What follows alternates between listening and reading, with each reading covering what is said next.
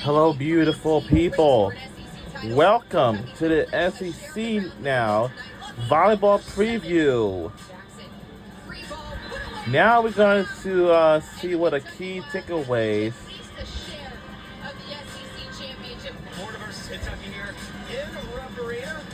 Some key takeaways.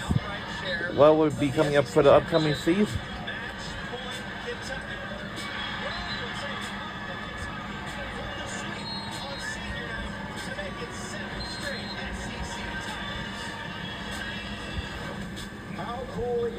Welcome to the SEC now volleyball preview.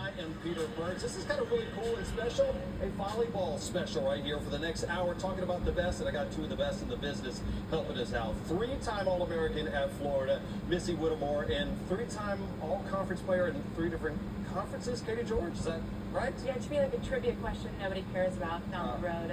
Big East, American, and ACC, my final 2 seasons. That was when conference realignment was a big deal back then. Now it's an even bigger deal. I was going to say, it plays in perfectly into our big storylines coming into this season. So let's go ahead and get you caught up right now. How about Texas? Okay, cool. Hook 'em. Now, welcome to the conference. Now, last year, the Texas Longhorns women's volleyball team has won the national championship game. That's how they can end the college, like the women's college volleyball season as well.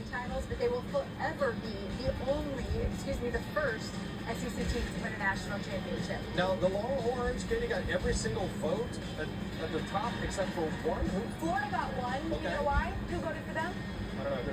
Well, Texas. You can't vote for yourself. I knew you were going to try to trick me up here. How about Vanderbilt returning here in 2025, first time since 1980? Yeah, long time coming. Vandy has hired Anders Nelson. He's young, exciting head coach. He's been a long-time assistant at Kentucky. He's going to do great things in Nashville. I can't wait to see Sophie Fisher again for the Dogs, Missy. Absolutely. Returning player of the year, and she has really blossomed into a hybrid role there at Georgia. She is a must-see player in this conference. We've got a lot more on her later. She's one of 6 players that are going to be back in this conference after earning AVCA All-American honors last season. 6 players spread across the top 5 teams in this conference, 2 of them setters. Well, that sets us up to talk about one of the best in the game, Madison Skinner. Madison Skinner is definitely my favorite all-star women's volleyball player for Texas Longhorns. Won a title with Kentucky. Missy, when you look at what makes her special, specifically for this Longhorn squad joining the SEC, why does she fit so well? Well, I think to me, what sets Maddie Skinner apart is her ability to play out of system. She is elite at a system, and ideally you want every pass to be perfect, but we all know that matches are won in the broken plays, and Maddie Skinner is one of the best in the country at bailing the Longhorns out. No doubt about it, and she doesn't shy away from the big moments. I think that was evident in Texas's run to the national championship this past year. Every single game of the NCAA tournament, she got better with her play, and it culminated in an unbelievable championship match final against Nebraska. So one of the things that's, obviously you see players come into the system. Well, of course, Texas Longhorns had a lot of incoming transfers in, but you also lose some players. How concerned should they be coming into this year? Not very concerned. Okay, fair. Because they return pretty much all of their starters. I mean, Asia O'Neal, they lose, was a phenomenal middle blocker. She'll likely play for our Olympic team in the future. They also lose Molly Phillips, who is on the right side. Well, in comes a massive transfer from the University of Kentucky. Reagan Rutherford now joins Texas, and she'll likely fill that right-hand spot. Yeah, I think it's very interesting that Reagan is just another arm. They have got a slew of talent, and they've also brought in a transfer setter. So a Texas team who is already very good, the question is, are they putting themselves in a position to possibly even be able to flip into a 6-2 at times? Just a scary thought. So many weapons. Absolutely. Okay, well, what makes the 6-2 real quick so scary? I'm a layman here. Well, so Ella Swindle has ran the offense. She ran it to the national championship last year. She ran a 5-1, so she was the only setter on the court at all times, right? So she's got a handful of arms. So when you flip into a 6-2, 2 setters play from the back row. So you have an extra arm swinging on the right-hand side. So you have 6 hitters, right? 3 in the front row at all times, no matter what. So it's Just going to be a have more problem. offensive power. Well, and you talked about Reagan Rutherford, and you said the rich get richer, and of course going from Texas, or going from Kentucky rather, out to Texas, earned all SEC honors in past 2 seasons, averaging 3.7 kills per set with the Wildcats. How does she fit in her role into here for Coach Elliott? Reagan Rutherford is a point scorer. In this story, she is a player who is used to stepping up in the big moment. They've leaned on her. I don't know if they need as much point scoring from her at Texas with the talent they have. So I think she fits quite well. Which I think would be a nice feeling, right? Because at Kentucky, they had to lean on her quite a bit. I mean, she is a high-arching, high-contact swinger, right? So, I mean, it's very, very difficult when you're an opposing defense trying to set up a block against Reagan Rutherford. She's used to being the point scorer to Missy's, point just made. Now she's got so many weapons around her, she's not going to have all that pressure on her at all times at Texas, and I feel like that could be a very freeing experience for her. How do you manage, because when you're talking about all of this talent, and obviously everybody wants to be a star, especially if they come into the SEC. How do you manage that from a coaching standpoint to make sure everybody's happy, especially in this transfer portal world where everybody's like, maybe I'll go somewhere else at some point? I think you sell it with the idea of development, and you point at Madison Skinner. Madison Skinner, as a freshman, played on the right side. That is a role where she had much less of a load, very limited number of swings. We saw her at Texas start her career behind Logan Eggleston, who was the player of the year, and Maddie only played 3 rotations. And I'm sure at the time she's thinking, put me on the floor. But if you see the way that she has been able to develop over time without too much asked of her early in her career, I think you can really sell that development angle and what you can become at Texas. I also think you sell, do you want to win a national championship? Because if you want to win a national championship, you can come here and you can be a part of this system. Everybody has a role, no matter how many minutes you play, no matter how many rotations you play. And I think that that's an easy point for a lot of these recruits. Yeah, I want to go be a part of a team that is consistently going to be able to vie for a national championship year in and year out. It's interesting because Kentucky, the amount of success they've had, we're going to talk about them in just a couple of moments with the 7 straight SEC titles. Now it's Texas with the big target on their back as far as everybody's trying to capture them. Yeah, absolutely. I mean, you look at conference realignment, right? Okay, Big Ten is one of the perennial conferences in college volleyball. Well, they welcome USC, UCLA, Oregon, Washington, great volleyball programs. Now the ACC teams, they have to contend with the likes of Stanford, a traditional volleyball power, right? But of all the teams moving around in conference realignment, Texas is the biggest daunting task, and all SEC teams are going to be posed with facing them. But it makes the conference top to bottom even better, and that's ultimately what you want. All these coaches, they schedule hard non-conference preseason schedules because they want an RPI by the end of the thing when we go to the NCAA tournament. But now every team you play in the SEC, it's a difficult match night in and night out. There is no break. I mean, what you're talking about is what's it going to be for baseball, and the same thing with softball, and the same thing with swimming and diving, and the same thing with football. All of these sports, the conference realignment, adding just kind of a new flavor to this conference. All right, well, we will talk about some of those big non-conference games coming up a little bit later, but we talked about the Kentucky Wildcats, so let's get into them right now because you're talking 7 straight. Incredible. Remember, they're winning the national championship back to that 2021 school year, and they've won at least a share of 7 straight conference titles. Second longest streak in SEC history behind the Florida Gators. I think that's correct. 1991 to 2008 when Ray Wise and them won 18 straight. So let's talk about Kentucky and what Coach Skinner has. If you look at the amount of success that Coach Skinner has had, some of that talent now there is over there at Texas. But Missy, what's special about this team right now that can say, hey, listen, I don't understand Texas is good. We are going to have our say in it as well. Yeah, I'm really excited to see sort of what the flavor is of the Wildcats this year because we talked about that national championship. Well, that group of players has filtered through now. And so this group has an opportunity to really create an identity for themselves.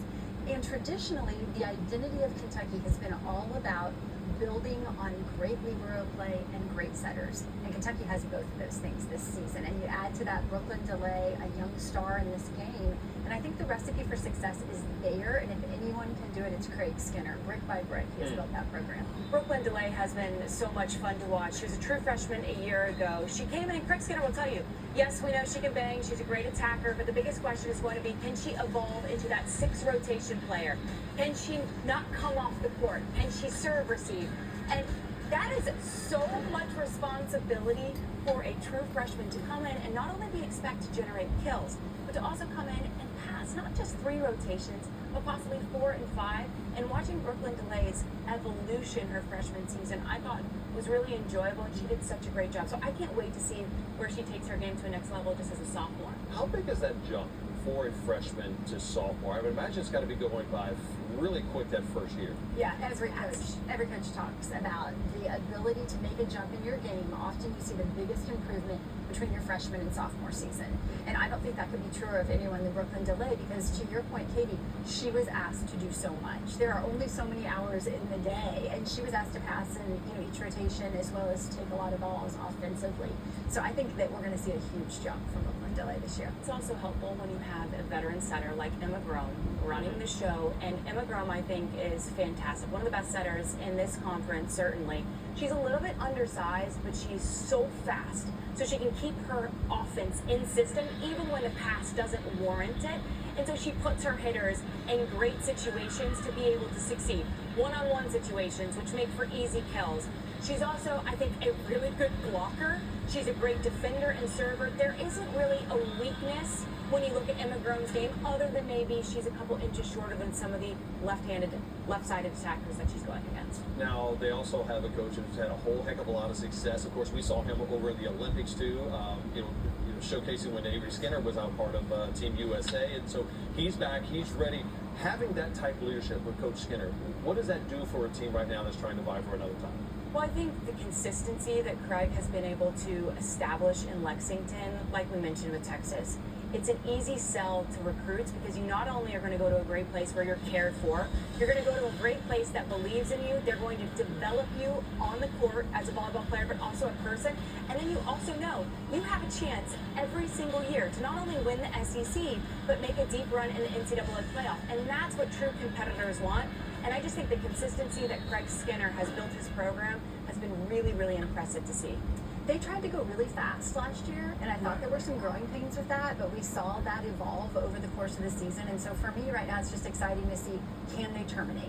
Yeah. We know they can pass the ball. It's Kentucky. They play defense year in and year out. A great leader in Emma Grome at setter. So for me, the question is, where will the termination come from? Who's going to be able to put the ball away and score points? Well, my biggest question is, now that Reagan Rutherford has left to go to Texas, who do they put on that right side pin?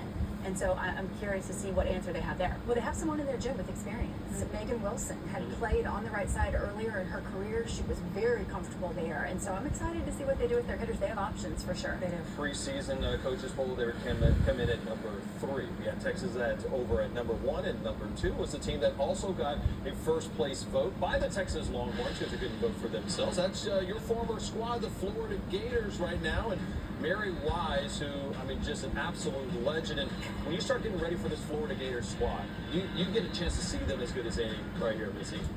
What's special about them coming up this year?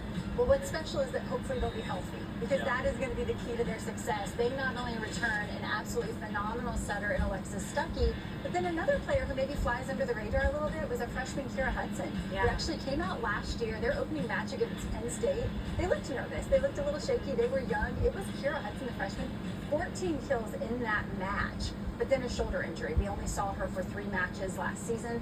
Hopefully she'll be back. And so if this team is healthy, they are long and rangy, and they are going to be really exciting to watch. They were one of the best teams in the country at the start of last season. Unfortunately, Alexis Stuckey suffers a knee injury against Wisconsin. That might have been like match 7 of the season in the preseason non-conference. It was awful, because she is not just one of the best setters in this conference, she's one of the best setters in the country. She's a very physical setter. She's got the height, she's got the size. You see the injury there, and it was so unfortunate, because you felt like it took the wind out of Florida's sails at that point. Now, they went on and still had a great season. They made do, and that was, I think, a testament to Mary Wise keeping that group together and patchworking their roster and their lineups. But getting Alexis Stuckey back, one of the best setters, I can't wait to see what Florida looks like, especially in the non-conference, and then when they get into SEC play. And when you can set somebody like Kennedy Martin, it has to be so much fun. When you talk about what Kennedy Martin can bring to this team, because you had people had to step up, right? When you have that many injuries, why was she so special, and what do you expect to see from her this year? You know, Kennedy Martin, as a freshman, was all of a sudden thrown into a role where they were relying on her, and she's having to switch gears in terms of rhythm and tempo, because that's what she had created with her setter, and then short into the season, here she is having to do it with another setter.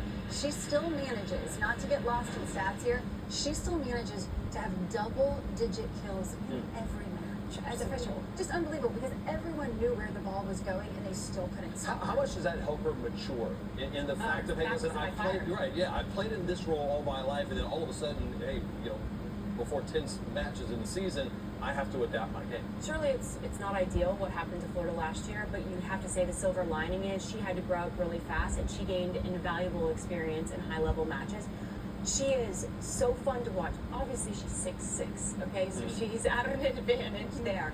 But the point of contact for her attacking makes it so difficult for a blocker in front of her, as well as the defense to line up behind, because she's hitting at such a high angle. The angles that she can create are different than, say, somebody 5'10", 6 foot.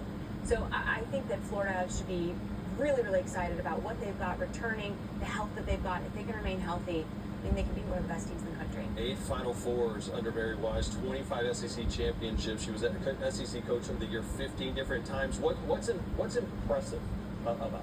You know, I've said this before, and I'll say it again. I think what impresses me the most about Mary Wise is her ability to get the most out of her talent.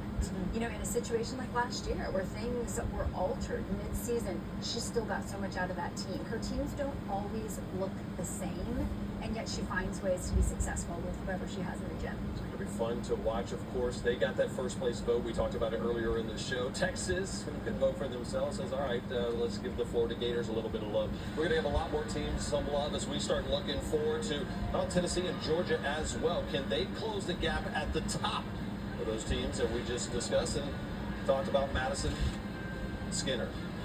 Maddie is incredible. We get to know a little bit more about her journey coming up next on the SEC Now Volleyball Preview. We'll be right back after these messages.